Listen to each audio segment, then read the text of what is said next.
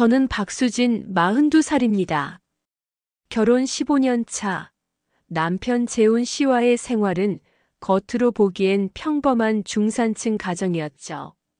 아파트 거실벽에 걸린 가족 사진 속 우리는 행복해 보였습니다. 하지만 사진 속 제 미소가 점점 얇아지고 있다는 걸 그때는 몰랐어요. 여보, 오늘 저녁은 뭐예요? 남편이 현관문을 열며 묻는 첫 마디는 언제나 이거였습니다. 안부도 인사도 아닌 저녁 메뉴. 돼지고기 김치찌개요.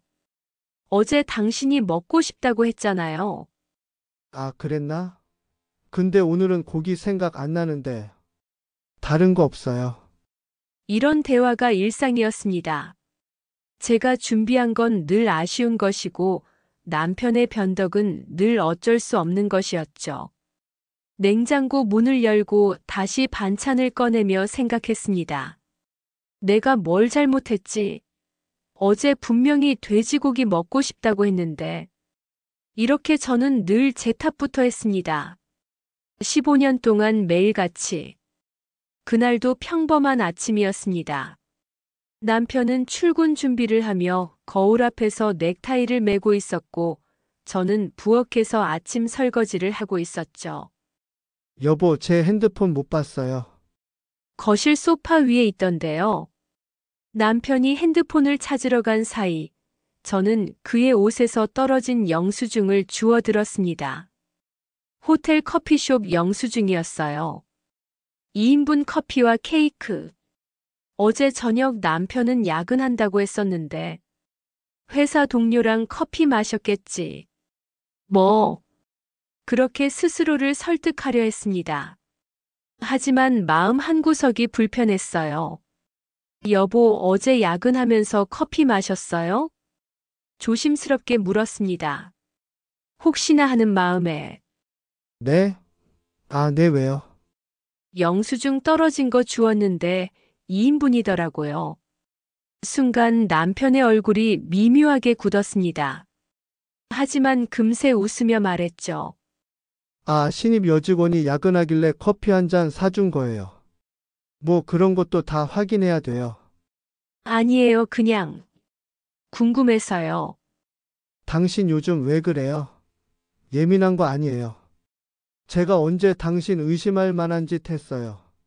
제가 잘못한 것처럼 말하는 남편의 목소리에 저는 또 움츠러들었습니다.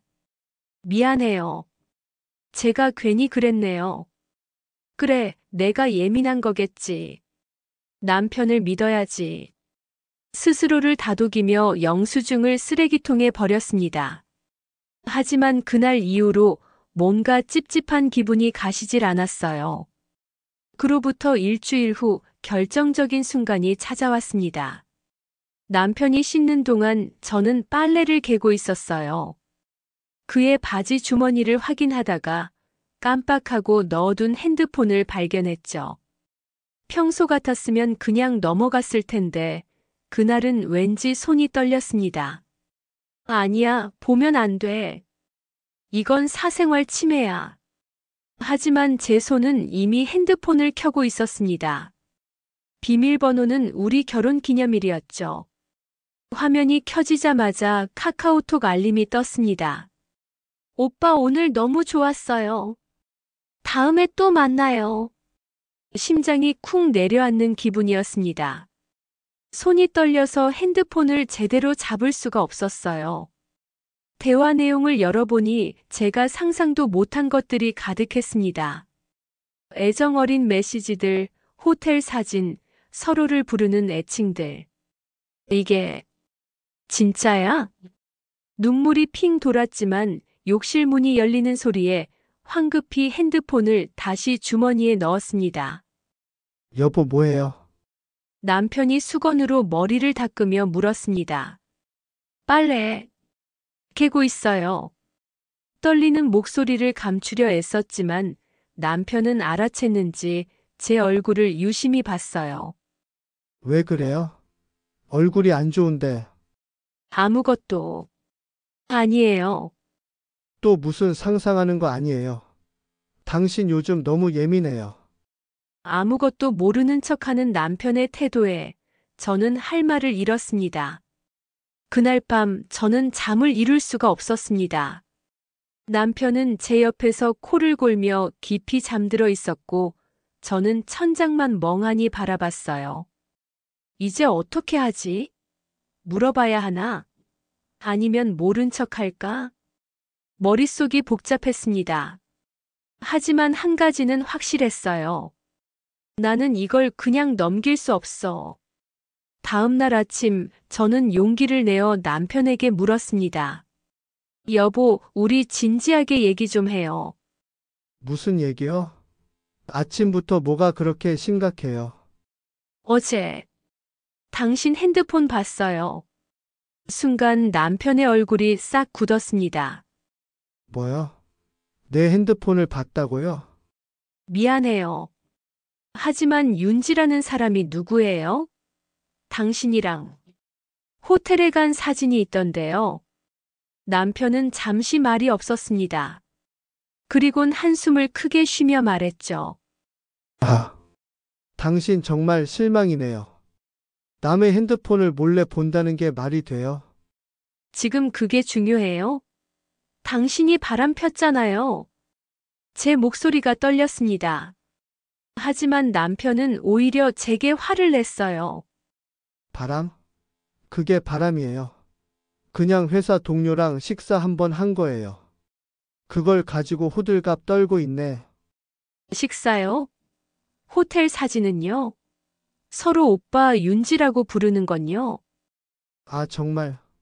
당신은 왜 그렇게 의심이 많아요? 제가 언제 당신한테 잘못한 적 있어요? 남편은 오히려 저를 가스라이팅하기 시작했습니다. 그리고 솔직히 말할게요. 당신이 요즘 얼마나 집에서 신경을 안 쓰는데요. 예전처럼 예쁘게 꾸미지도 않고 맨날 똑같은 집옷만 입고. 남자가 밖에서 눈 돌릴 만도 하죠. 그 순간 제 가슴이 철렁 내려앉았습니다. 내가 부족해서, 제가 신경을 안 써서 당신이 바람을 핀 거예요? 바람이 아니라니까요. 그냥 제가 외로워서 대화 좀 나눈 거예요. 당신이 여자로서 매력이 없어서 어쩔 수 없었어요. 그 말을 듣는 순간 뭔가가 제 안에서 소리 없이 깨졌습니다. 마치 거울이 금이 가듯 제 마음속 어딘가가 조용히 부서지기 시작했어요. 미안 해요. 제가 부족했나 봐요. 저는 또 사과했습니다. 울음을 참으며. 남편은 그제야 표정을 풀며 제 어깨를 툭 쳤어요. 그러니까 앞으로 좀 신경 쓰세요. 알았죠? 자, 이제 아침 먹어요. 배고파요. 마치 아무 일도 없었던 것처럼 남편은 식탁에 앉았습니다. 마치 아무 일도 없었던 것처럼 남편은 식탁에 앉았습니다. 저는 멍하니 그 모습을 바라보다가 부엌으로 걸어갔어요. 그리고 거실벽에 걸린 거울을 지나치며 제 얼굴을 봤습니다. 눈가에 주름이 늘었고 얼굴은 헬쑥했고 눈빛은 생기가 없었어요. 이게 나야? 거울 속 제 모습이 너무 낯설었습니다. 그리고 그날 저는 깨달았어요. 이 거울은 제가 아니라 남편이 만들어 놓은 거울이라는 걸. 이제 저는 이 거울을 깨뜨려야 했습니다. 하지만 어떻게? 그날 이후 뭔가가 달라지기 시작했습니다. 거울 속 제 모습을 보며 깨달았어요. 15년 동안 제가 살아온 방식이 얼마나 잘못되었는지를. 더 이상 미안하다고 말하지 않겠어. 작은 결심이었지만 제게는 엄청난 변화의 시작이었습니다. 일주일 후 남편이 또다시 늦게 들어왔습니다. 여보, 배고파요. 밥 있어요. 시계는 밤 11시를 가리키고 있었고 저는 소파에 앉아 TV를 보고 있었어요. 평소 같았으면 부랴부랴 일어나서 밥을 데워줬을 겁니다. 하지만 그날은 달랐죠.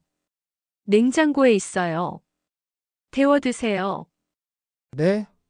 뭐라고요? 남편이 믿을 수 없다는 표정으로 저를 쳐다봤습니다. 냉장고에 반찬 있으니까 직접 데워서 드세요.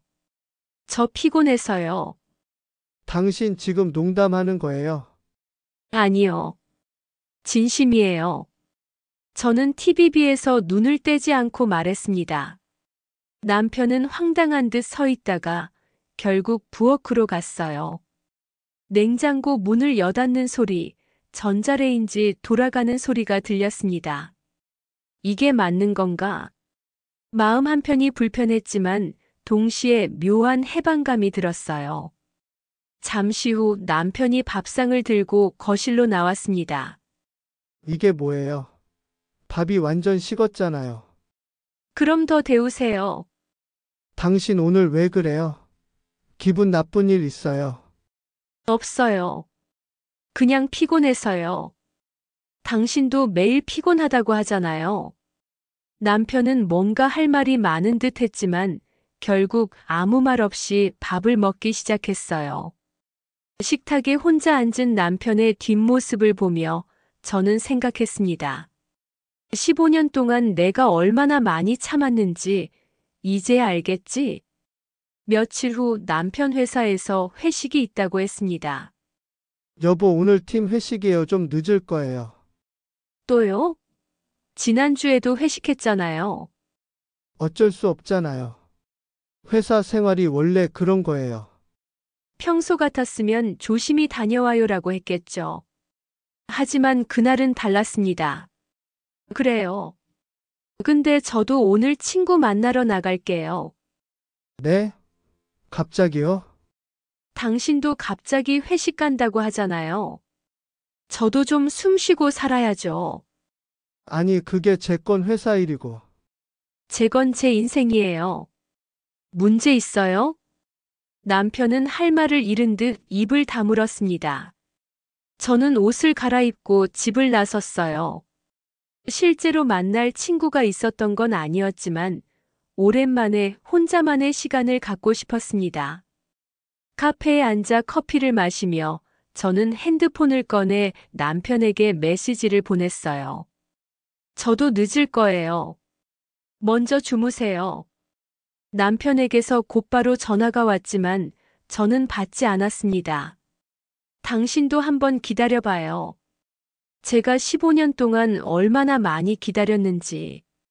밤 11시가 넘어 집에 돌아왔을 때 남편은 거실에서 잠도 안 자고 저를 기다리고 있었습니다. 지금 몇 시인데 들어와요. 전화도 안 받고. 회식 늦게 끝났어요. 당신도 맨날 늦게 들어오잖아요. 내 건 회사 일이라니까요. 제 건 제 인생이라니까요. 같은 대답을 반복하며 저는 침실로 들어갔습니다. 남편의 황당한 표정이 눈에 밟혔지만 뒤돌아보지 않았어요. 이제 시작이야. 당신이 나한테 했던 것들 하나씩 돌려줄 거예요. 다음 날 아침 분위기는 냉랭했습니다. 남편은 아침 식탁에 앉았지만 제가 차려준 밥상은 전날처럼 차갑게 식어 있었어요. 이게 뭐예요? 또 찬밥이네. 어제 남은 거예요. 데워 드세요. 당신 요즘 정말 이상해요. 대체 뭐가 문제예요? 저는 남편을 똑바로 쳐다봤습니다. 저요? 아무 문제 없어요. 당신이 늘 저한테 하던 대로 하는 것뿐이에요. 무슨 소리예요? 예민하게 왜 그래요? 밥이 차갑다고 뭐가 달라져요? 당신 말 맞잖아요. 제가 예전에 남편이 했던 말을 그대로 돌려주자 남편의 얼굴이 붉어졌습니다. 지금 나한테 따지는 거예요. 아니요.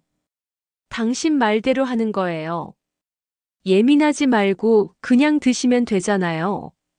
남편은 할 말을 잃고 젓가락을 집어들었습니다. 하지만 한술 뜨더니 젓가락을 탁 내려놓았어요. 못 먹겠네. 나가서 먹을게요. 네, 그러세요. 조심히 다녀와요. 남편이 현관문을 쾅 닫고 나가는 소리가 들렸습니다. 저는 혼자 남은 식탁을 보며 작게 미소 지었어요. 이제야 알겠어요?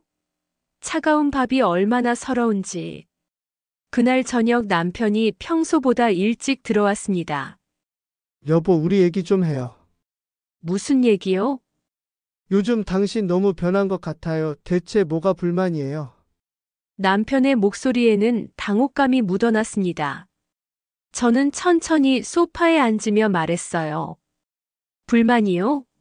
없는데요. 그냥 당신처럼 사는 거예요. 나처럼? 네. 피곤하면 쉬고 하기 싫으면 안 하고 내 시간이 필요하면 나가고. 당신이 15년 동안 그렇게 살았잖아요. 그건 뭐예요? 당신은 되고 저는 안 돼요? 남편은 대답하지 못했습니다. 저는 계속해서 말했어요. 당신이 지난주에 그랬잖아요. 제가 여자로서 매력이 없어서 어쩔 수 없었다고. 그 말 기억해요? 그건 제가 화가 나서 그런 거였어요. 화가 나면 상대방한테 상처 주는 말 해도 되는 거예요? 아니, 그게 아니라. 당신도 요즘 남자로서 매력이 없어 보여요.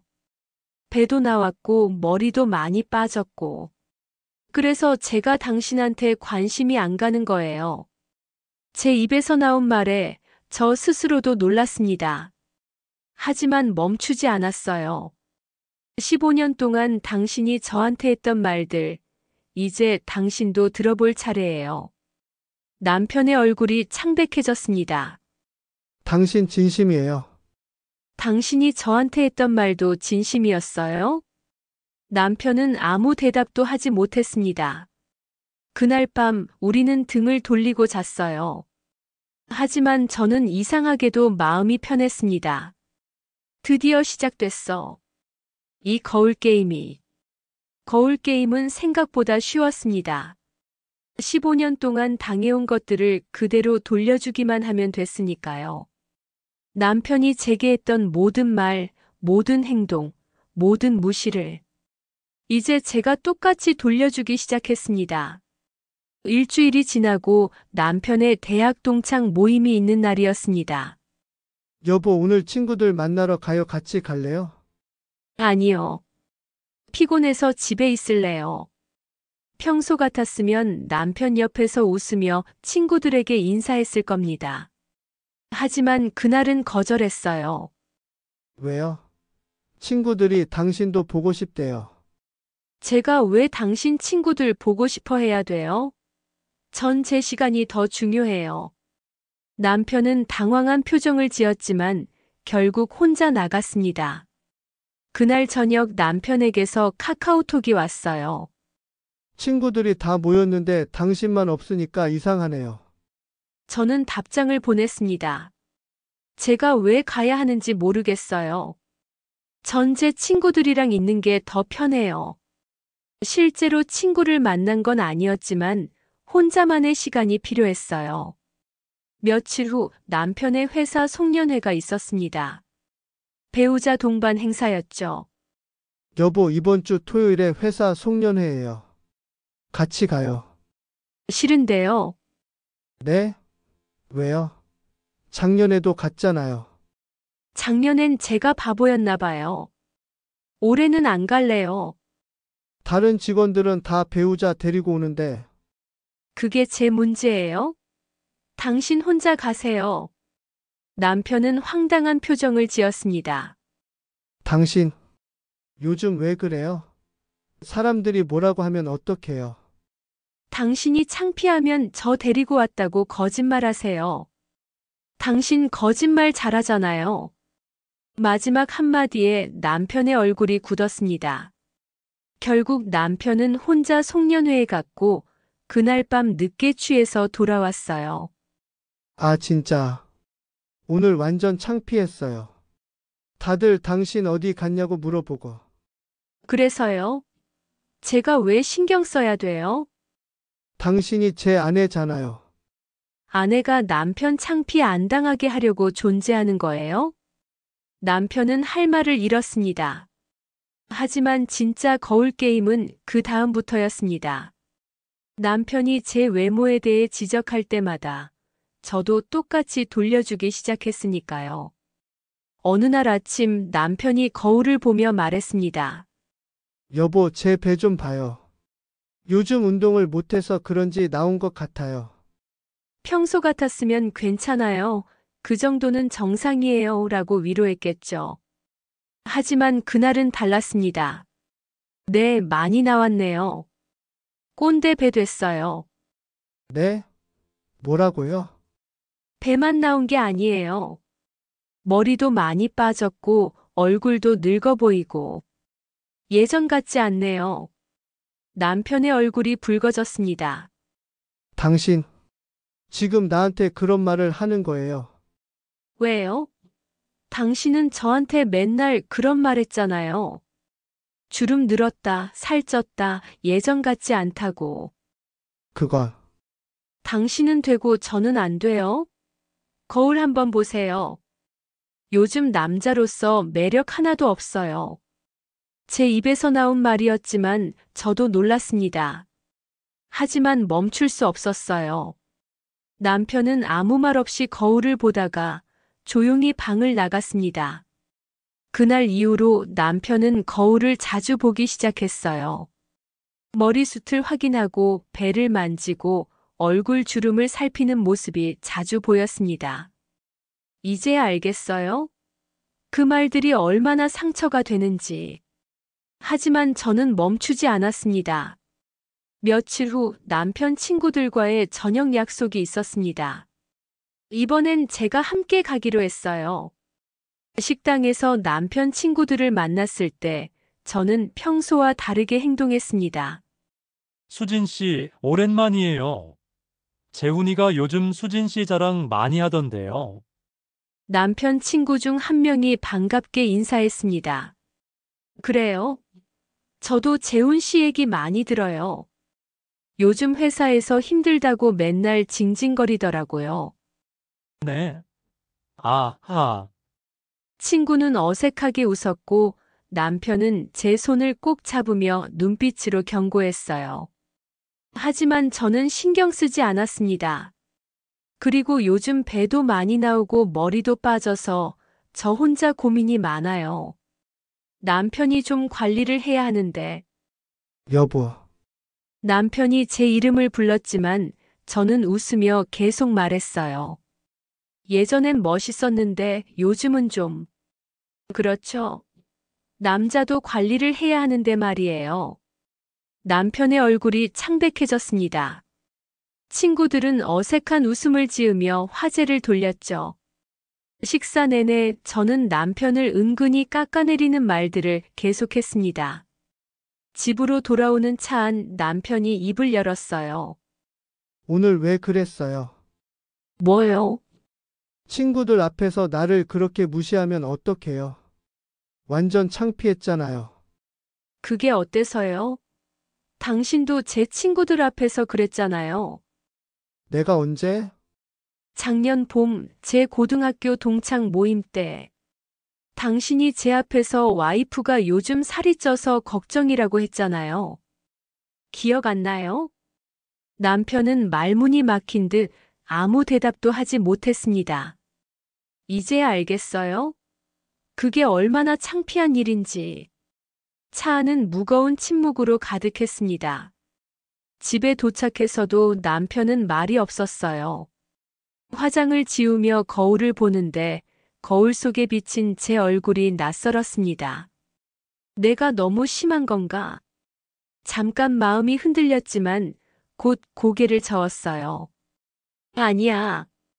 이건 15년 동안 당한 것에 비하면 아무것도 아니야. 침대에 누워 눈을 감았지만 잠은 쉽게 오지 않았습니다. 옆에 누운 남편도 잠들지 못하고 뒤척이는 소리가 들렸어요. 당신도 이제 느껴봐요. 거울 속에 비친 추악한 자신의 모습을. 거울 게임이 시작된 지 한 달이 지났습니다. 남편은 점점 지쳐가는 모습이었고 저는 이상하게도 죄책감과 해방감을 동시에 느끼고 있었어요. 내가 잘하고 있는 걸까? 확신이 서지 않을 때가 많았습니다. 하지만 멈출 수는 없었어요. 그러던 어느 주말 남편의 어머니인 시어머니가 갑자기 우리 집에 오셨습니다. 어머니, 갑자기 웬일이세요? 아들 얼굴 좀 보려고 왔지. 며느리 오랜만이네.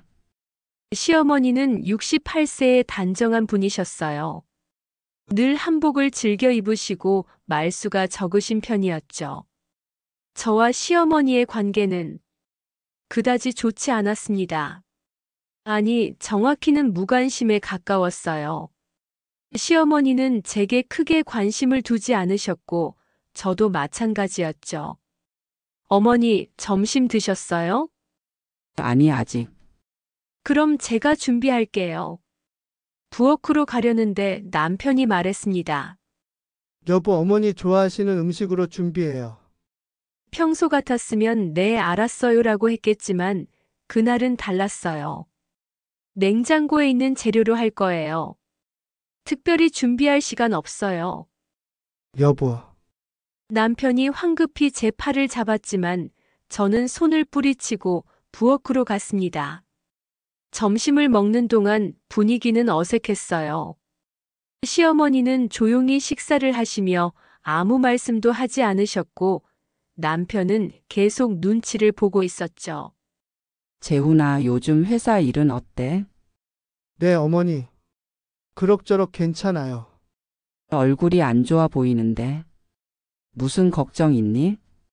시어머니의 날카로운 질문에 남편은 잠깐 말을 멈췄습니다. 아니에요, 어머니. 그냥 좀 피곤해서요. 며느리도 요즘 어때? 표정이 예전 같지 않네. 갑자기 저를 보시며 물으시는 시어머니. 저는 담담하게 대답했어요. 저요? 잘 지내고 있어요. 그래? 그런데 왜 집안 분위기가 이렇게 차갑지? 시어머니의 직설적인 질문에 식탁은 더욱 조용해졌습니다. 식사 후 남편이 잠깐 나간 사이 시어머니가 저를 부르셨어요. 며느리 잠깐 앉아봐. 네, 어머니. 시어머니는 한동안 제 얼굴을 유심히 보시더니 조용히 입을 여셨습니다. 재훈이가 뭐 잘못했니? 네, 표정을 보니 알겠더라. 남편한테 화가 많이 났구나. 저는 대답하지 못했습니다. 시어머니가 이렇게 직접적으로 물으실 줄 몰랐거든요. 어머니, 괜찮아. 말 안 해도 돼. 나도 다 알아. 시어머니는 차 한 잔을 마시며 계속 말씀하셨어요. 재훈이 아버지도 그랬거든. 네, 젊었을 때 바람 많이 피웠지. 나도 참고 또 참았어. 저는 깜짝 놀랐습니다. 시어머니가 이런 얘기를 하실 줄은 꿈에도 몰랐어요. 그때는 그게 당연한 줄 알았어. 여자는 참아야 한다고, 가정을 지켜야 한다고. 그렇게 배웠으니까. 시어머니의 목소리에는 오래된 한이 묻어 있었습니다. 근데 지금 생각해보면 내가 참아서 좋아진 건 하나도 없더라. 남편은 더 심해졌고 나는 더 비참해졌지. 어머니, 며느리 나처럼 살지 마. 참는다고 해결되는 건 아무것도 없어. 시어머니의 말씀에 제 눈가가 뜨거워졌습니다. 근데 제가 요즘 남편한테 너무 심하게 대하는 것 같아요. 이게 맞는 건지 모르겠어요. 심하게? 그게 뭔데? 저는 조심스럽게 지난 한 달간 있었던 일들을 말씀드렸어요.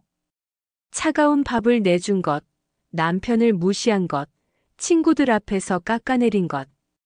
시어머니는 조용히 듣고 계시다가 작게 웃으셨습니다. 그게 심한 거니? 재훈이가 너한테 한 것에 비하면 아무것도 아니잖아. 하지만 며느리, 내가 딱 한 가지만 충고할게. 남자들은 당해봐야 알아. 말로는 절대 안 변해. 시어머니는 제 손을 꼭 잡으셨어요. 내가 젊었을 때는 참는 게 미덕이었어. 근데 지금은 달라. 너는 당당하게 살아도 돼. 어머니, 재훈이한테 똑같이 돌려줘. 그래야 그 녀석이 정신 차려. 저는 시어머니의 손을 꼭 잡았습니다. 평생 무심했다고 생각했던 시어머니가 사실은 저를 이해하고 계셨다는 게 믿기지 않았어요. 남편이 돌아왔을 때 시어머니는 아들을 불러 앉히셨습니다. 재훈아, 엄마가 할 말이 있다. 네, 어머니. 너 요즘 며느리한테 잘해주고 있니? 네? 갑자기 왜 그러세요? 대답 안 해도 알겠다. 표정 보니까. 시어머니는 남편을 똑바로 쳐다보셨어요. 네가 저렇게 하니까 며느리가 변한 거야. 어머니 무슨 말씀을? 나도 젊었을 때 네 아버지한테 그렇게 당했어. 그리고 참고 또 참았지. 근데 알아? 그게 제일 바보 같은 짓이었어. 남편의 얼굴이 굳어졌습니다. 어머니가 왜 갑자기? 갑자기가 아니야. 난 평생 이 말 하고 싶었어. 네 아버지한테도 너한테도. 시어머니의 목소리에는 평소와 다른 단호함이 묻어났습니다. 재훈아, 네가 밖에서 여자 만나는 거 엄마가 다 알아. 며느리가 그냥 모른 척하고 있는 거야. 어머니 그게 무슨? 부정하지 마. 네 아버지도 똑같이 부정했거든. 근데 알아? 여자는 다 알아. 그냥 말 안 하는 거지. 남편은 창백해진 얼굴로 저를 쳐다봤습니다. 저는 시선을 피하지 않고 남편을 똑바로 봤어요. 며느리가 요즘 너한테 차갑게 구는 게 당연한 거야. 오히려 늦었어. 진작에 그랬어야지. 어머니 그건 오해예요. 저는 오해? 네가 며느리한테 여자로서 매력이 없다고 한 것도 오해니? 며느리가 어제 나한테 다 얘기했어. 저는 시어머니께 그런 얘기를 한 적이 없었습니다. 하지만 시어머니는 마치 다 아시는 것처럼 말씀하셨어요. 아마도 시어머니 자신이 들었던 말이었을 겁니다. 시아버지에게서. 재훈아, 엄마 말 잘 들어. 며느리를 잃고 싶지 않으면 지금부터라도 제대로 해. 어머니 아니면 이혼해. 며느리가 혼자 사는 게 너랑 사는 것보다 나을 수도 있어. 시어머니의 마지막 한마디에 남편은 완전히 말문이 막혔습니다. 시어머니가 돌아가신 후 집안은 무거운 침묵으로 가득했습니다.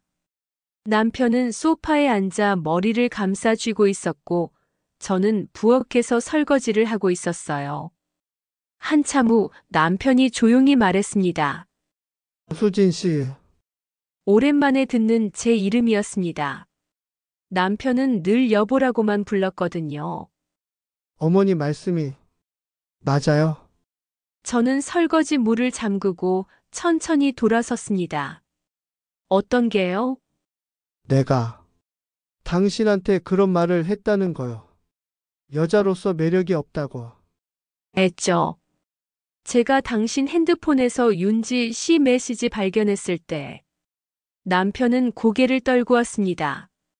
그리고 정말 다 알고 있었어요. 내가 밖에서 여자 만나는 거. 네. 다 알았어요. 그런데 왜 말 안 했어요? 말하면 뭐가 달라지나요? 당신은 어차피 부정하고 저한테 예민하다고 하고 제 탓으로 돌렸을 거잖아요.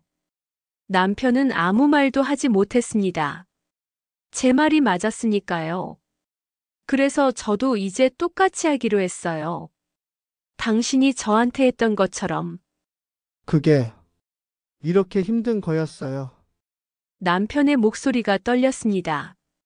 15년 동안 제가 느꼈던 거예요. 이제 알겠어요? 남편은 대답 대신 고개를 숙였습니다. 그날 밤 저는 시어머니께 문자를 보냈습니다. 어머니, 오늘 말씀 너무 감사했어요. 덕분에 힘이 났어요. 얼마 후 시어머니의 답장이 왔습니다. 며느리 나처럼 평생 후회하며 살지 마. 당당하게 살아, 엄마가 응원한다. 저는 핸드폰을 꼭 쥐고 눈물을 흘렸습니다. 평생 저를 이해하지 못할 거라 생각했던 시어머니가 사실은 가장 저를 이해하고 계셨다는 것. 그리고 시어머니 자신도 저와 같은 아픔을 겪으셨다는 것. 어머니, 저는 어머니처럼 살지 않을게요. 약속할게요. 다음 날부터 남편의 태도가 조금씩 달라지기 시작했습니다. 더 이상 큰 소리를 치지 않았고 제게 함부로 말하지 않았어요. 하지만 저는 알았습니다.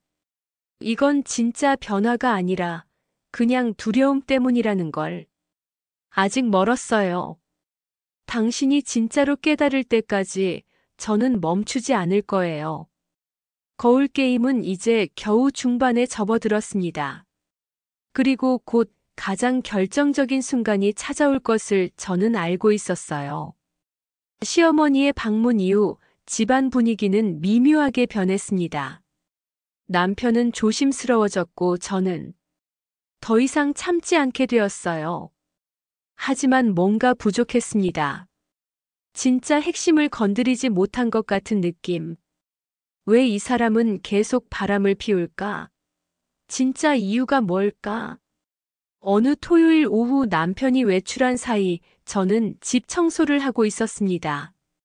옷장 정리를 하다가 남편의 오래된 가방 속에서 낡은 수첩 하나를 발견했어요. 이게 뭐지? 펼쳐보니 남편의 일기장이었습니다. 결혼 전부터 쓴 것 같았어요. 봐도 되나? 잠깐 망설였지만 호기심을 이길 수 없었습니다. 2008년 3월 15일. 오늘 수진이를 처음 봤다. 대학 선배 소개로 만났는데 참 착해 보인다. 말도 잘 듣고 순종적이고 엄마가 좋아할 스타일이다. 아버지처럼 강하게 끌고 나가면 되겠다. 제 심장이 철렁 내려앉았습니다. 처음부터 그런 거였어? 2010년 1월 3일. 수진이랑 사귄 지 2년이 됐다. 다른 여자들처럼 까다롭지 않아서 편하다. 내 말을 잘 들어줘서 좋다. 결혼해도 괜찮을 것 같다. 편해서 결혼을 2012년 6월 20일 결혼 2년 차. 요즘 수진이가 조금 지루하다. 맨날 똑같은 얘기, 똑같은 모습. 회사에 새로 들어온 여직원이 예쁘던데 아버지 말씀이 맞는 것 같다. 남자는 원래 여러 여자를 좋아하게 되어 있다고. 손이 떨렸습니다. 2015년 4월 10일 결혼 5년 차. 또 다른 여자를 만났다. 수진이는 눈치도 없어서 편하다. 아버지가 어머니한테 그랬던 것처럼 여자는 모르게 하면 된다. 어차피 집에서 잘해주면 되니까. 가슴이 답답했습니다. 2018년 9월 5일 결혼 8년 차. 수진이가 내 핸드폰 본 것 같다. 하지만 금방 넘어갔다. 내가 부족해서라고 하니까 바로 사과하더라. 역시 순종적인 여자가 최고다. 엄마도 아버지한테 평생 그렇게 살았잖아. 저는 일기장을 덮었습니다. 더 이상 볼 수가 없었어요. 남편의 외도는 사랑이 식어서도 제가 부족해서도 아니었습니다. 처음부터 그는 저를 순종적이고 통제 가능한 여자로만 봤던 거예요. 그리고 아버지를 보며 배운 대로 남자는 원래 그런 것이라고 합리화하며 살아왔던 거죠. 내가 15년 동안 사랑했다고 믿었던 게 착각이었어? 눈물이 흘러내렸습니다. 분노와 배신감, 그리고 내 자신에 대한 한심함까지. 현관문이 열리는 소리가 들렸습니다. 남편이 돌아온 거예요. 여보, 집에 있어요. 저는 황급히 눈물을 닦고 일기장을 들고 거실로 나갔습니다. 이게 뭐예요? 일기장을 남편 앞에 던졌습니다. 남편의 얼굴이 창백해졌습니다. 그건 어디서? 옷장에서 찾았어요. 다 읽었어요. 전부 다. 수진 씨, 그건. 당신은 처음부터 저를 사랑한 적이 없었네요. 그냥 편한 여자였던 거죠? 남편은 아무 말도 하지 못했습니다. 15년 동안 제가 바보였어요. 당신이 저를 사랑해서 외도한 게 아니라는 걸 진작 알아야 했는데. 아니에요, 수진 씨, 그건 예전 생각이었어요. 지금은 뭐예요?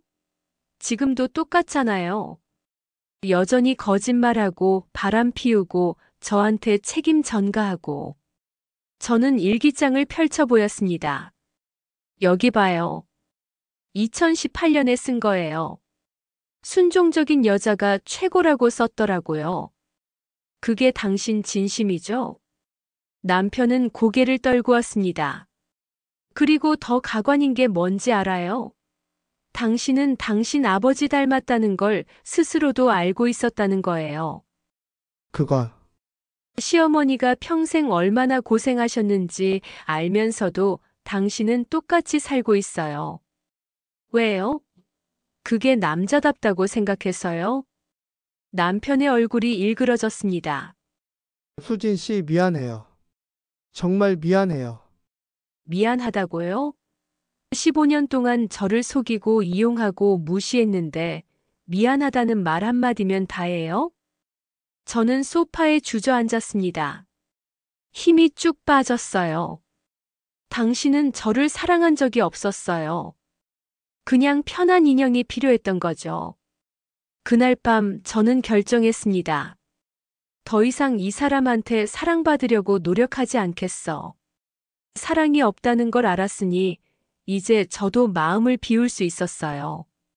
다음 날 아침 남편이 조심스럽게 말을 걸었습니다.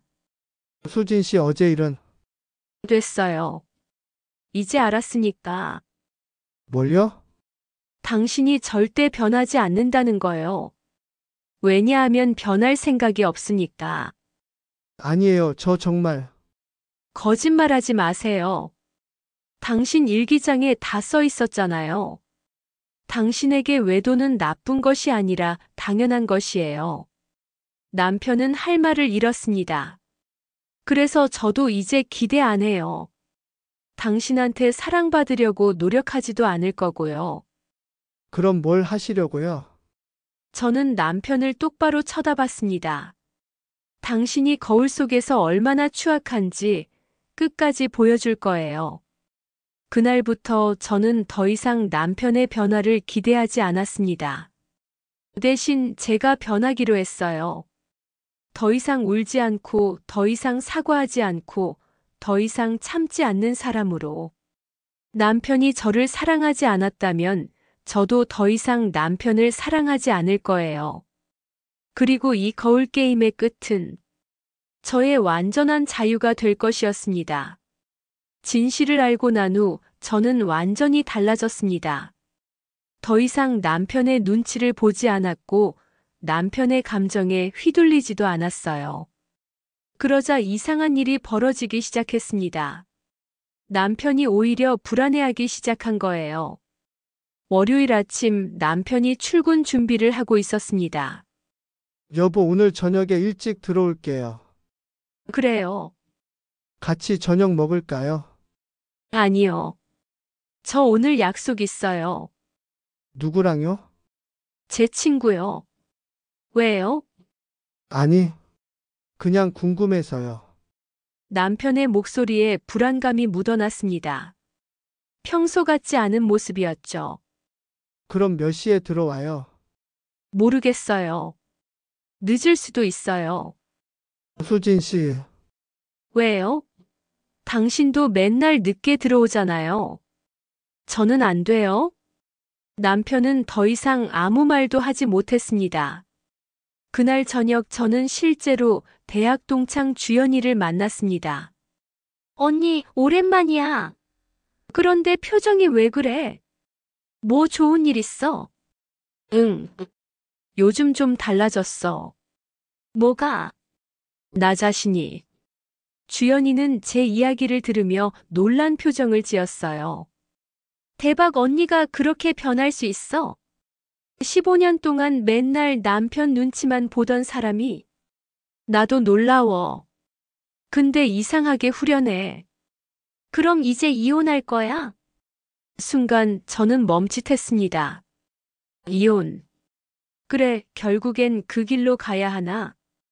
밤 11시가 넘어 집에 들어갔을 때 남편은 거실 소파에 앉아 저를 기다리고 있었습니다. 이제 오세요. 네. 왜요? 전화했는데 안 받던데요.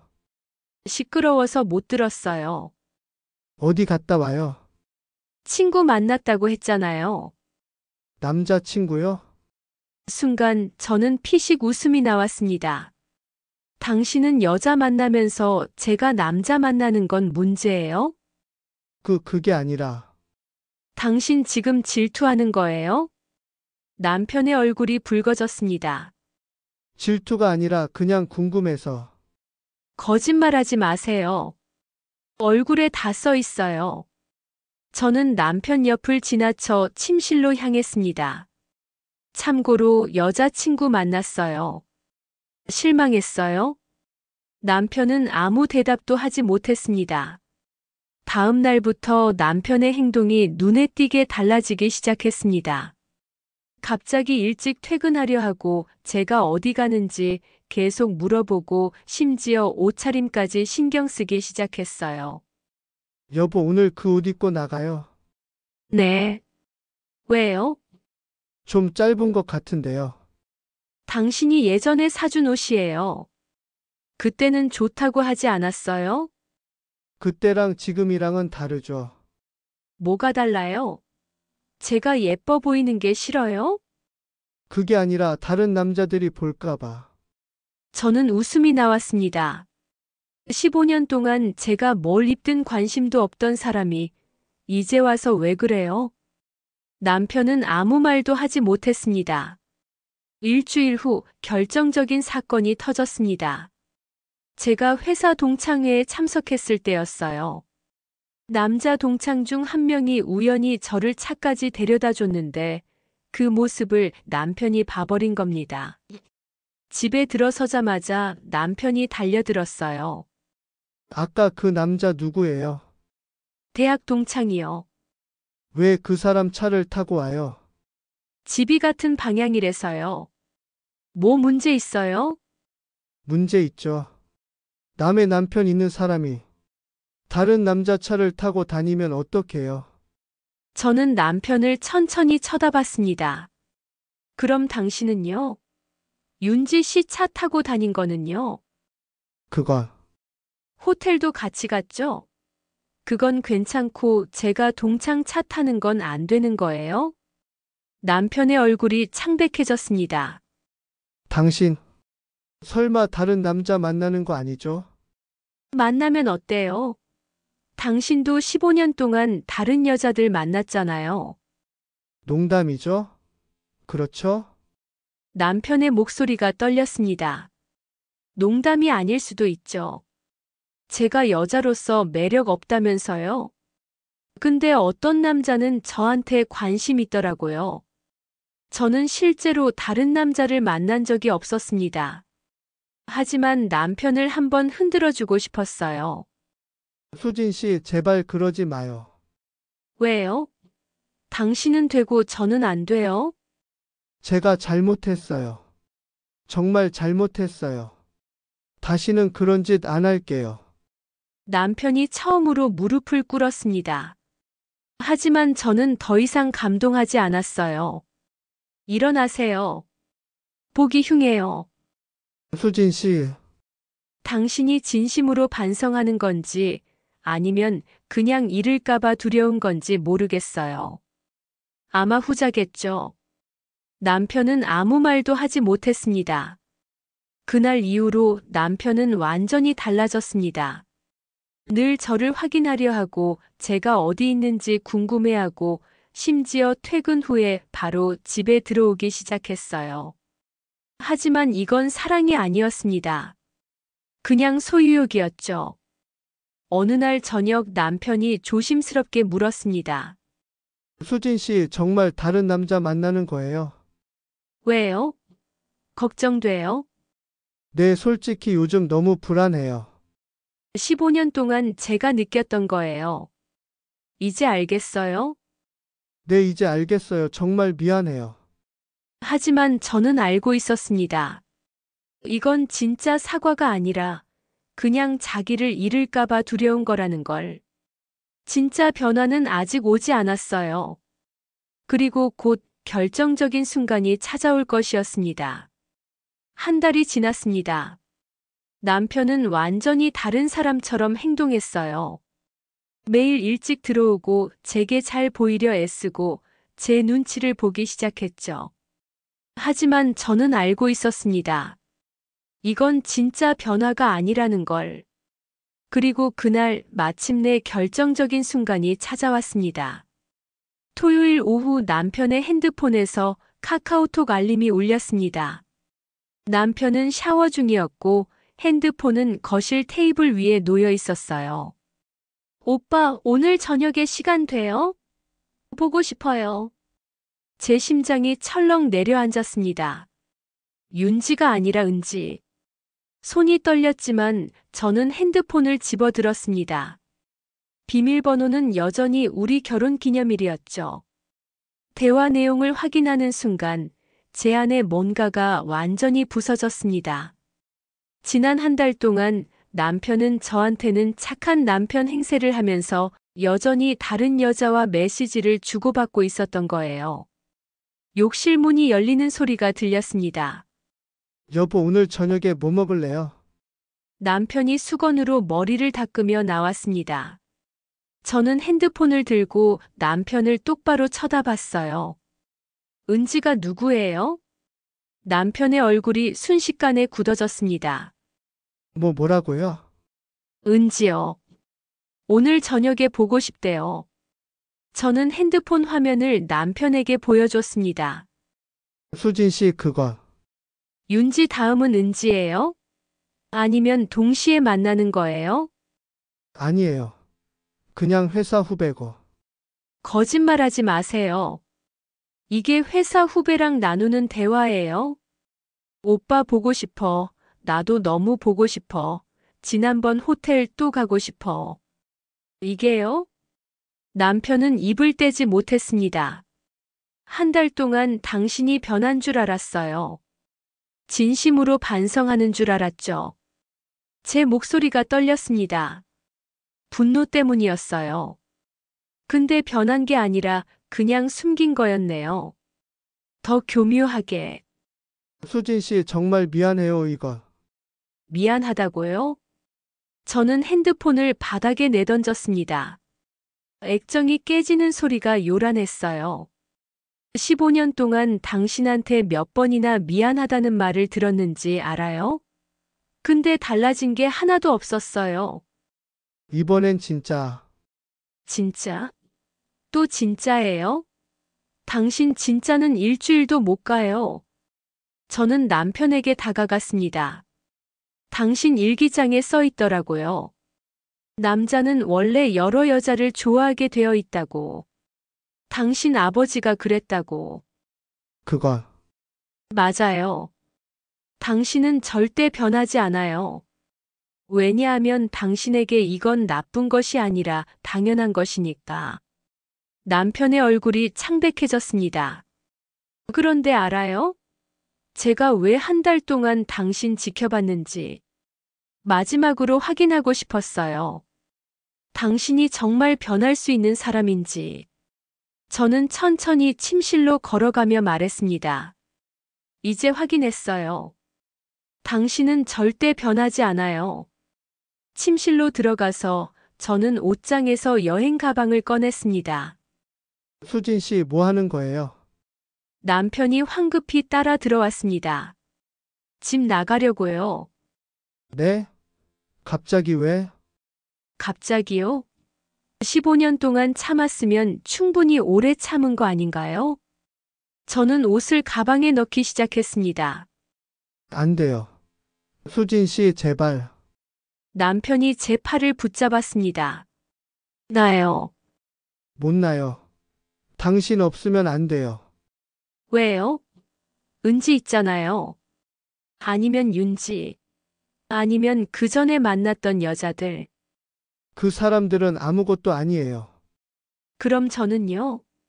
저는 당신한테 뭐예요? 남편은 대답하지 못했습니다. 저는 남편의 손을 뿌리치고 말했어요. 당신 일기장에 써 있더라고요. 저는 당신한테 편한 여자였대요.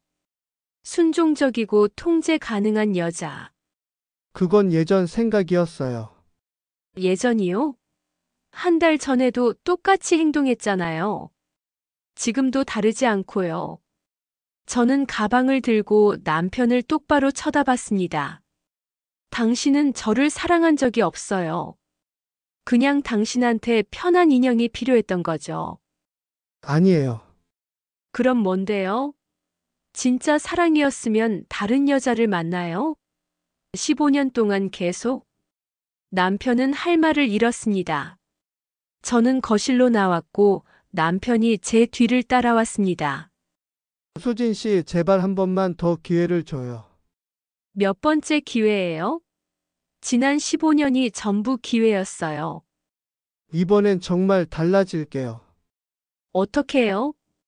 제 질문에 남편은 잠시 멈칫했습니다. 어떻게 달라질 건데요? 구체적으로 말해봐요. 그게 못하죠. 왜냐하면 당신은 달라질 생각이 없으니까. 저는 현관으로 향했습니다. 수진 씨, 남편이 제 앞을 막아섰습니다. 비켜요.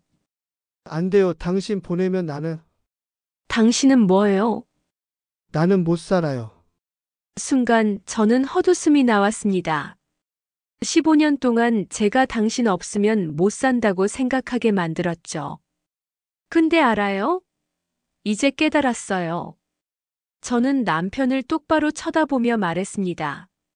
당신 없어도 저는 살 수 있어요. 오히려 당신 없는 게 더 나을 것 같아요. 남편의 얼굴이 일그러졌습니다. 그렇게 쉽게 말할 수 있어요. 쉽지 않아요. 15년이나 걸렸으니까. 저는 남편을 밀치고 현관문을 열었습니다. 수진 씨, 뒤에서 남편의 목소리가 들렸지만 저는 뒤돌아보지 않았습니다. 엘리베이터를 타고 내려가는 동안 눈물이 흘러내렸습니다. 슬픔 때문이 아니었어요. 해방감 때문이었죠. 드디어 끝났어. 주연이 집에 도착했을 때 주연이는 깜짝 놀랐습니다. 언니, 무슨 일이야? 주연아, 며칠만 재워줄 수 있어? 당연하지. 근데 무슨 일인데?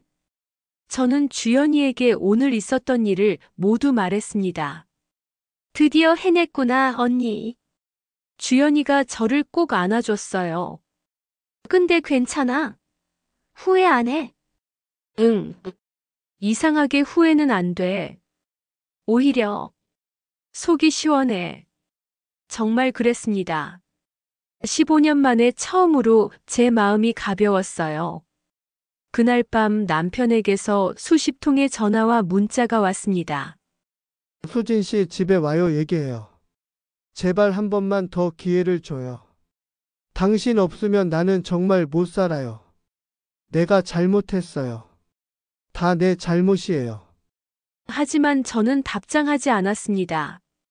다음 날 아침 시어머니에게서 전화가 왔습니다. 며느리 어젯밤에 무슨 일 있었니? 재훈이가 나한테 전화했더라. 어머니, 저 집을 나왔어요.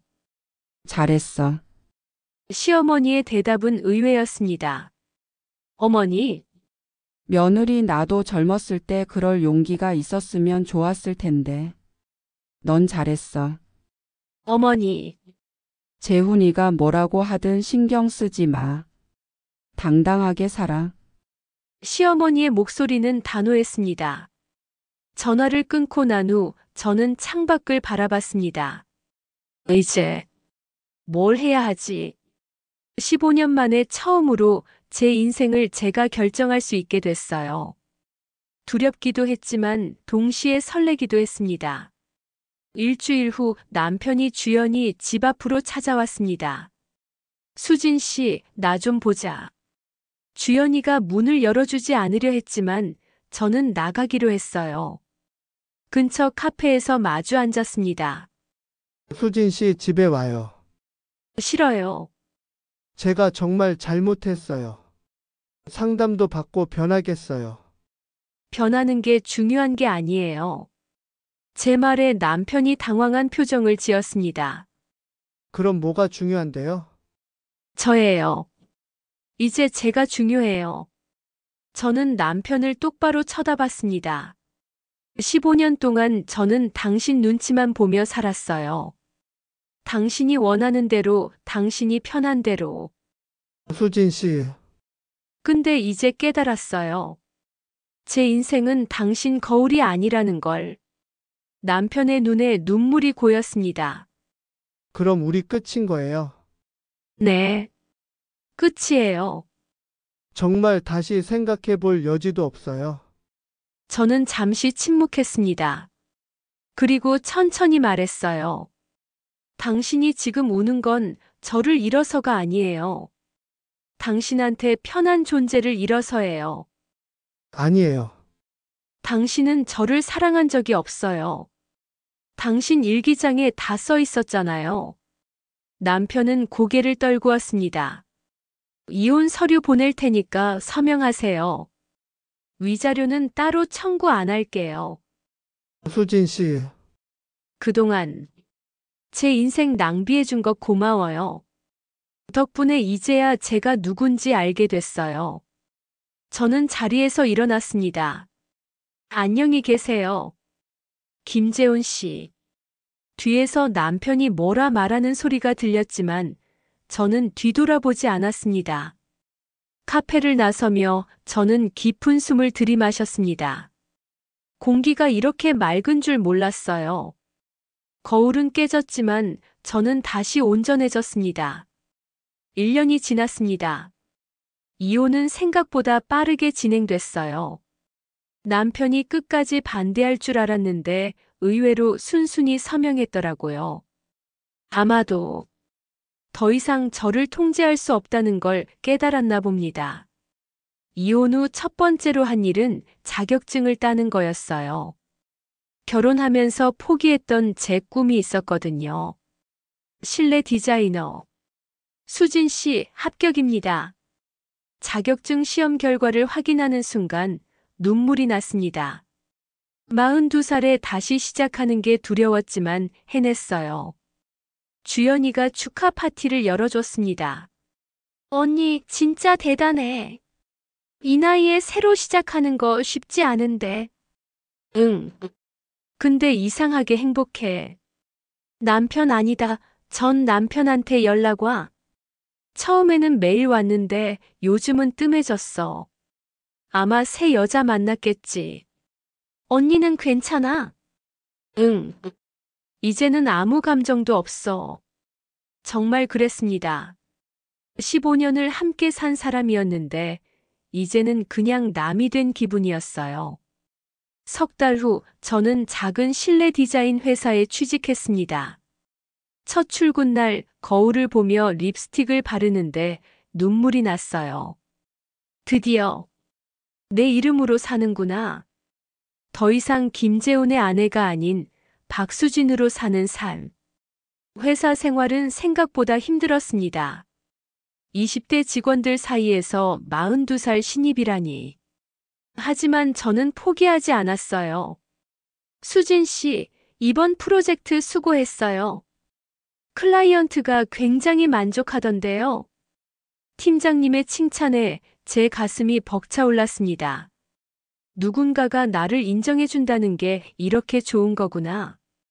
15년 동안 남편에게서 한 번도 받지 못했던 인정을 직장에서 받게 됐어요. 6개월 후 시어머니를 만났습니다.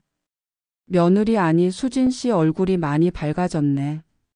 어머니, 미안해, 이제 며느리가 아니니까 그렇게 부를 수가 없구나. 어머니라고 불러도 돼요. 저한테는 여전히 어머니니까요. 시어머니의 눈가가 붉어졌습니다. 재훈이 그 녀석 요즘 또 다른 여자 만나더라. 알고 있어요. 미안해, 내가 그 녀석을 잘못 키운 것 같아. 어머니 잘못이 아니에요. 저는 시어머니의 손을 꼭 잡았습니다. 어머니도 피해자셨잖아요. 그래도 며느리가 고생한 걸 생각하면 이제 괜찮아요. 오히려 감사해요. 덕분에 제가 누군지 알게 됐으니까요. 시어머니는 제 손을 꼭 쥐며 말씀하셨어요. 수진 씨 행복하게 살아. 나처럼 후회하지 말고. 네, 어머니. 어머니도요. 1년이 지난 어느 날 우연히 남편을 마주쳤습니다. 카페에서 또 다른 여자와 다정하게 이야기하고 있더라고요.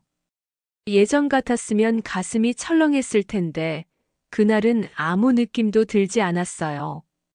아, 저 사람은 절대 변하지 않는구나. 그냥 그렇게 생각하고 지나쳤습니다.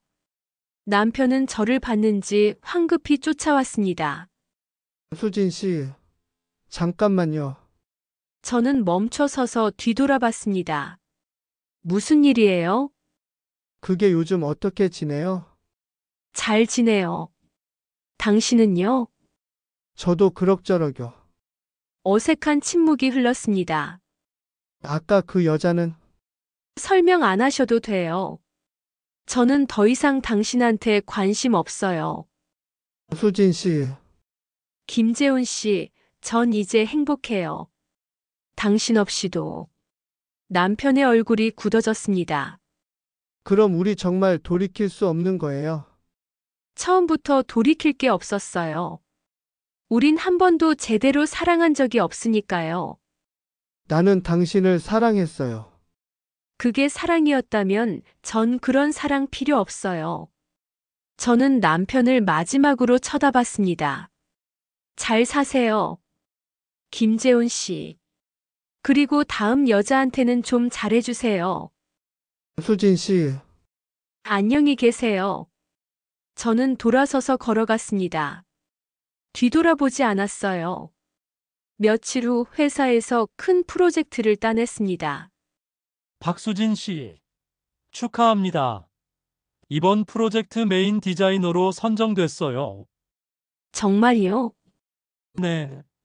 클라이언트가 수진 씨 포트폴리오를 보고 꼭 같이 하고 싶대요. 저는 믿을 수가 없었습니다. 42살의 신입으로 들어온 제가 메인 디자이너가 됐다니. 퇴근 후 주연이에게 전화했어요. 주연아, 나 오늘 대박 났어. 뭔데? 프로젝트 메인 디자이너로 뽑혔어. 대박. 언니 정말 축하해. 나도 믿기지 않아. 내가 이런 날이 올 줄 몰랐어. 맞지? 남편 없어도 잘 살잖아. 아니, 오히려 더 잘 살고 있어. 주연이 말이 맞았습니다. 남편과 함께 있을 때보다 훨씬 더 행복했어요. 프로젝트는 대성공이었습니다. 클라이언트는 물론 회사에서도 저를 인정해줬어요.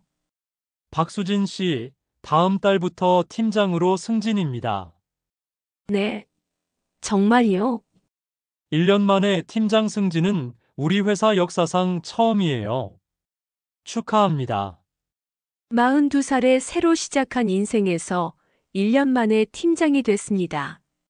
저는 거울을 보며 웃었어요. 거울은 깨졌지만 나는 다시 온전해졌어. 2년이 지났습니다. 저는 이제 작은 디자인 스튜디오의 대표가 됐어요. 제 이름을 건 회사를 차렸거든요. 박수진 인테리어 스튜디오. 간판을 보며 눈물이 났습니다. 내가 여기까지 왔구나. 어느 날 시어머니가 스튜디오에 찾아오셨습니다. 어머니, 수진 씨 축하해. 정말 대단하네. 어머니 덕분이에요.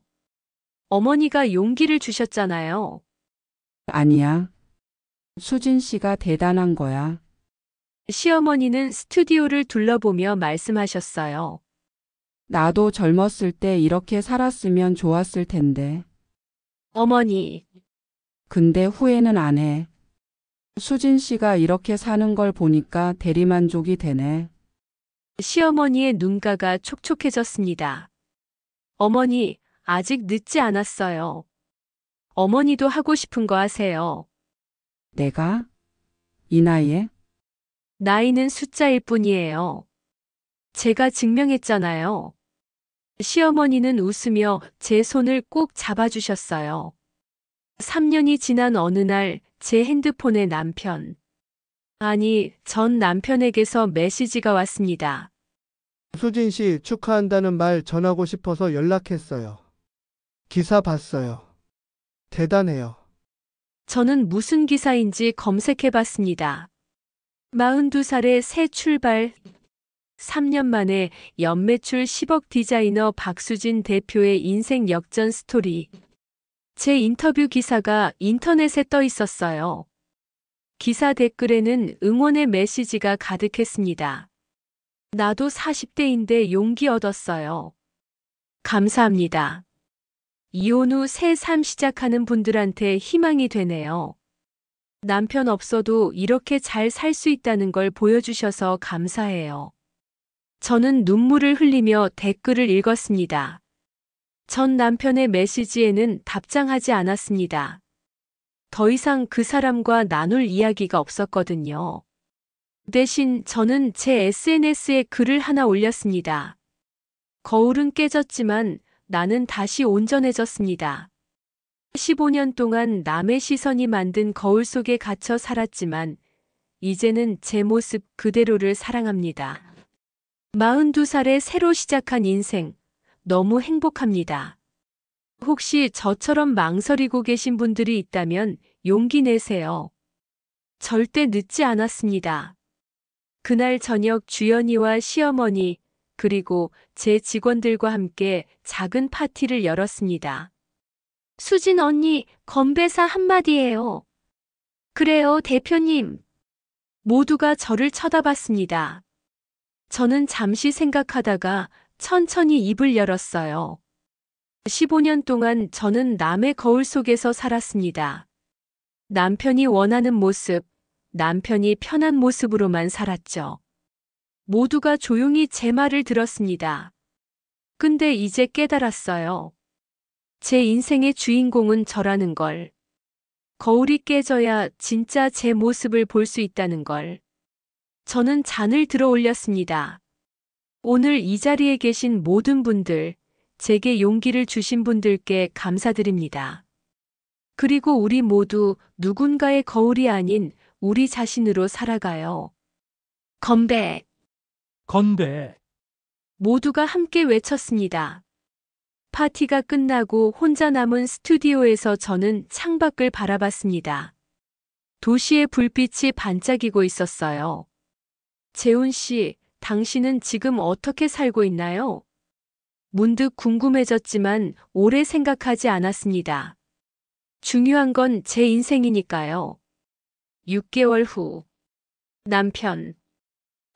전 남편 김재훈은 혼자 살고 있었습니다. 여자친구는 또 바뀌었고 직장에서도 문제가 생겨 퇴사했다고 들었어요. 시어머니에게서 들은 이야기로는 매일 술을 마시며 후회한다고 했습니다. 수진 씨가 그립다고 하더라. 자기 인생에서 유일하게 제대로 된 사람이었다고. 근데 이미 늦었지. 수진 씨는 이제 저 녀석 없이도 너무 잘 사니까. 시어머니의 말씀이 맞았습니다. 1년 후. 제 스튜디오는 더욱 커졌고 직원도 15명으로 늘었습니다. 그리고 놀랍게도 저는 새로운 사람을 만나게 됐어요. 클라이언트였던 그는 조용하고 따뜻한 사람이었습니다. 수진 씨, 저와 커피 한잔 할래? 네, 좋아요. 그는 전 남편과는 완전히 달랐습니다. 제 의견을 존중해주고 제 이야기를 경청해주고 무엇보다 저를 있는 그대로 받아들여줬어요. 수진 씨는 정말 대단한 분이세요. 감사해요. 근데 왜 그렇게 생각하세요? 혼자 힘으로 여기까지 오셨잖아요. 그게 얼마나 어려운 일인지 저는 알아요. 그의 진심 어린 말에 제 가슴이 따뜻해졌습니다. 하지만 저는 조심스러웠어요. 15년의 상처가 쉽게 아물지 않았으니까요. 저 사실 이혼한 사람이에요. 알아요. 그래도 괜찮아요? 과거는 과거일 뿐이에요. 중요한 건 지금의 수진 씨잖아요. 그날 저는 처음으로 다시 사랑받을 수 있다는 희망을 느꼈습니다. 현재 이혼 5년 차. 오늘 아침 거울을 보며 립스틱을 바르는데 문득 생각했습니다. 15년 전에 나에게 말해주고 싶다. 괜찮을 거라고. 아니, 괜찮은 정도가 아니라 훨씬 더 행복해질 거라고. 스튜디오로 출근하는 길, 저는 하늘을 올려다봤어요. 맑은 하늘이 눈부시게 빛나고 있었습니다. 사무실에 도착하니 직원들이 깜짝 파티를 준비해뒀더라고요. 대표님, 오늘 스튜디오 5주년이에요. 어머, 벌써 5년이나 됐어? 네. 그리고 저희가 준비한 게 있어요. 직원들이 영상을 틀어줬습니다. 제가 인터뷰했던 방송 프로그램의 클립이었어요. 박수진 대표님 힘든 시기를 어떻게 견디셨나요? 저는 거울을 깼어요. 거울이요? 네. 15년 동안 저는 남의 시선이 만든 거울 속에서 살았어요. 남편이 원하는 모습, 남들이 바라는 모습으로만 살았죠. 근데 그 거울을 깨는 순간 진짜 제 모습이 보이더라고요. 그게 쉽지 않았을 텐데요. 물론이요. 42살에 새로 시작한다는 게 무섭기도 했어요. 근데 알았어요. 더 무서운 건 그대로 사는 거라는 걸. 영상을 보며 저는 눈물을 흘렸습니다. 대표님, 저희 모두 대표님 덕분에 용기를 얻었어요. 감사합니다. 제가 더 감사하죠. 여러분이 있어서 제가 여기까지 올 수 있었어요. 저녁 시어머니와 저녁 식사를 했습니다. 수진 씨 요즘 새로 만나는 남자 있다며? 어머니, 어떻게 아셨어요? 주연이한테 들었어. 괜찮은 사람이래? 네. 좋은 분이에요. 근데 아직 조심스러워요. 당연하지. 천천히 해.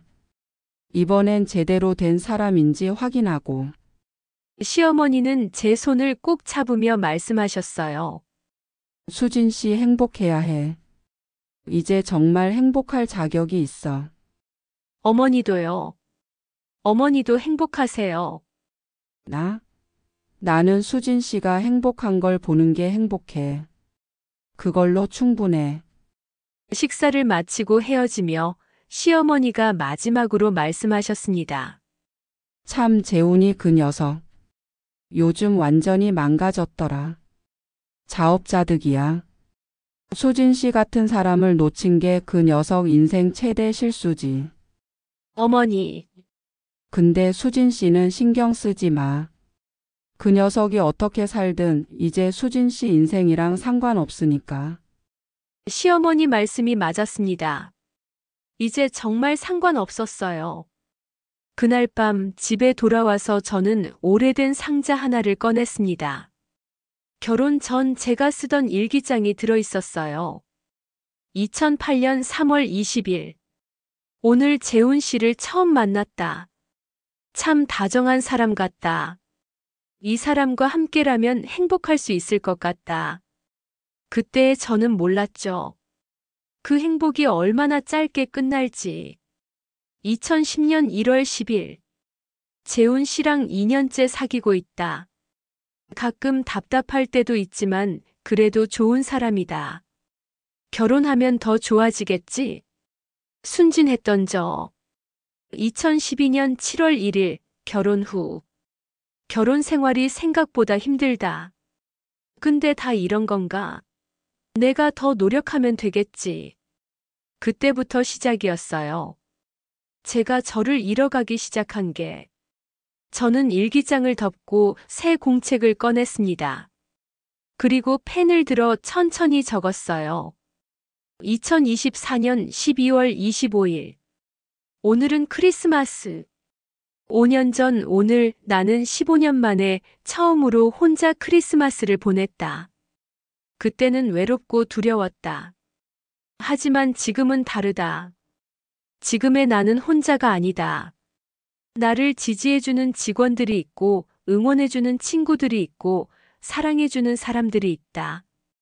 그리고 무엇보다 이제는 나 자신을 사랑할 수 있게 됐다. 거울은 깨졌지만 나는 다시 온전해졌다. 아니, 전보다 더 강해졌다. 15년 동안의 상처는 아물었고 그 자리엔 새살이 돋았다. 예전보다 더 단단한 살이. 김재훈, 당신에게 감사한다. 당신이 나를 망가뜨려줘서. 덕분에 나는 다시 태어날 수 있었다. 진정한 복수는 상대를 무너뜨리는 게 아니었다. 내가 더 잘 사는 것. 그게 최고의 복수였다. 다음 날 새로 만나는 그 사람과 데이트를 했습니다. 수진 씨, 오늘 특별히 예쁘네요. 감사해요. 무슨 좋은 일 있어요? 표정이 정말 밝아요. 저는 미소 지으며 대답했습니다. 네. 오늘 제가 깨달은 게 있어요. 뭔데요? 제가 정말 행복하다는 거요. 그는 따뜻하게 웃으며 제 손을 잡아줬어요. 저도 수진 씨 덕분에 행복해요. 그 순간 저는 알았습니다. 이게 진짜 사랑이구나. 서로를 존중하고 있는 그대로 받아들이고 함께 성장하는 것. 15년 동안 제가 몰랐던 진짜 사랑을. 그로부터 2년 후, 저는 여전히 제 스튜디오를 운영하고 있고 그 사람과는 좋은 관계를 이어가고 있습니다. 결혼은요? 아직 생각 중이에요. 급하지 않거든요. 어느 날 우연히 전 남편 소식을 들었습니다. 또 이혼했다고 하더라고요. 세 번째 결혼해서. 언니, 전 남편 소식 들었어? 세 번째 이혼했대. 그래. 언니는 아무렇지도 않아. 응. 이제 정말 남이니까. 정말 그랬습니다. 아무 감정도 없었어요.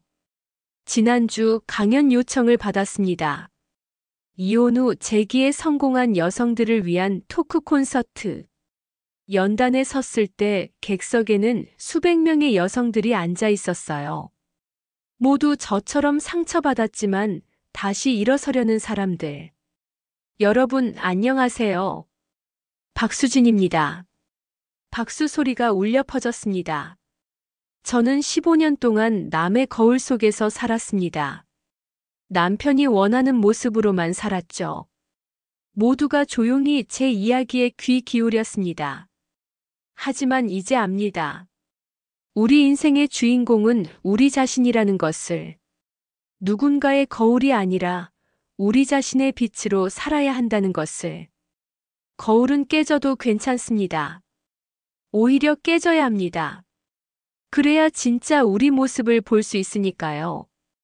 절대 늦지 않았습니다. 저는 42살에 시작했어요.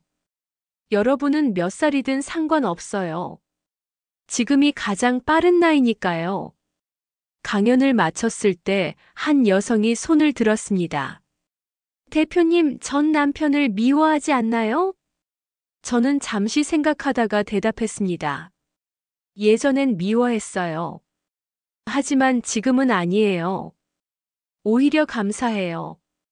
감사하다고요? 네.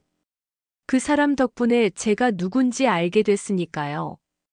그게 없었다면 저는 평생 잠들어 있었을 거예요.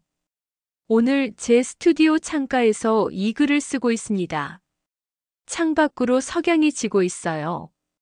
15년 전 저는 이 석양을 보며 울었습니다. 제 인생이 끝난 것 같아서. 하지만 지금 저는 이 석양을 보며 웃습니다. 내일이 기대되거든요.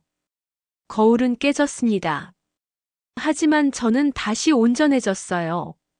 아니, 전보다 더 강해졌습니다. 그리고 이제 압니다.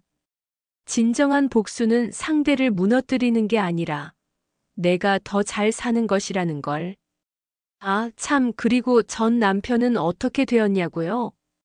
김재호는 여전히 같은 패턴을 반복하며 살고 있습니다. 3번의 결혼, 3번의 이혼. 매번 같은 이유로.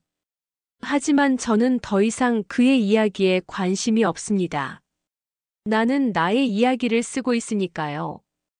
더 빛나는, 더 당당한, 더 행복한 이야기를. 거울은 깨졌지만 그녀는 다시 온전해졌습니다. 그리고 그것이 최고의 복수였습니다. 지금까지 거울 복수를 제대로 한 박수진 씨 사연이었습니다. 재밌게 보셨다면 구독과 좋아요, 그리고 통쾌한 댓글 달아주세요.